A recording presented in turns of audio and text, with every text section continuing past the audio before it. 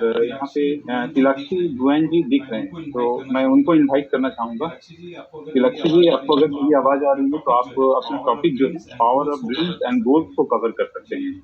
Ji, thank you. Over to you Tilakshi. Thank you. Good evening, मेरा नाम तिलक्षी भूया है, मैं नौगांव से हूँ। मेरा अपलाइन है दीपांकर भूया जी। आज मेरा टॉपिक है power of dreams and goals.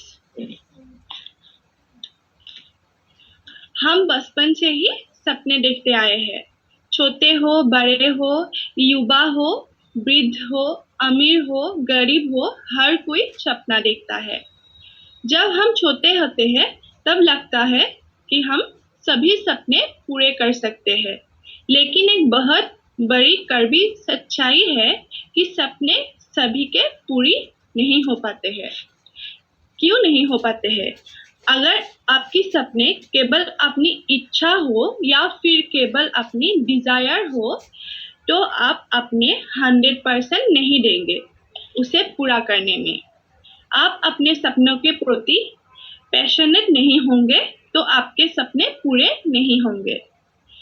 जैसे एपीजे अब्दुल कलाम ने कहा है कि dream is not about you see in sleep, but dream is about that do not let you sleep. हम ह्यूमन बींग्स है, हमें सपने देखने का हक है और उसे पूरा करने का भी हक है। अगर हम पैशनेट रहे अपने सपनों को लेकर, तो हम अपने सपनों को पूरा कर लेंगे।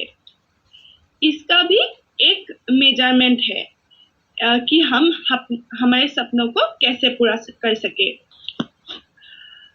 क्योंकि सपने हमें सच्चाई में खड़े होकर ही चुनने हैं। ऐसा नहीं कि हवा में उड़ते जाए और सोचे कि सब कुछ पूरा हो जाए।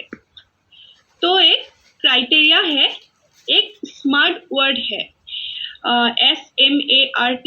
इसके प्रत्येक लेटर से एक वर्ड बनता है। उससे हमारा सपना कैसा होना चाहिए डिफाइन कर सकते हैं। फर्स्ट लेटर है S से स्पेसिफिक। हमारा सपना स्पष्ट होना चाहिए। जैसे अगर मैं कहूँ कि मुझे अपना वजन घटाना है, तो ये स्पेसिफिक नहीं है। लेकिन अगर मैं कहूँ कि मुझे 3 महीने के अंदर 5 किलो वजन घटाना है, तो ये स्पेसिफिक है। तब ये क्लियर हो पाता है कि इसके पीछे हमें क्या प्लानिंग और कौन सी मेहनत करनी है। सेकंड लेटर M से मेजरेबल। जैसे हम हमारे कोई सपनों पूरा करने के लिए कोई काम या मेहनत कर रहे हैं, तो हम कितना % तक पहुंचे हैं और कितना % बाकी है, कितना हमें और मेहनत करना होगा उस लक्ष्य तक पहुंचने के लिए। इस तरह से मेजरमेंट होना चाहिए सबके पास। थर्ड लेटर अचीवेबल, अर्थात हमारा सपना अचीवेबल होना चाहिए। ऐसा नहीं कि हम कुछ भी सोच लिए कि हमें कंप्लीट करना है और हम उसे करके दिखाएंगे। अगर हम कहते हैं कि हम ज्वाइन करने के 6 मंथ्स के अंदर डायमंड होके दिखाएंगे, दैट इज नॉट पॉसिबल। तो ये अचीवेबल नहीं है। तो हमारा सपना हमेशा अचीवेबल होना चाहिए। नेक्स्ट R से रियलिटी।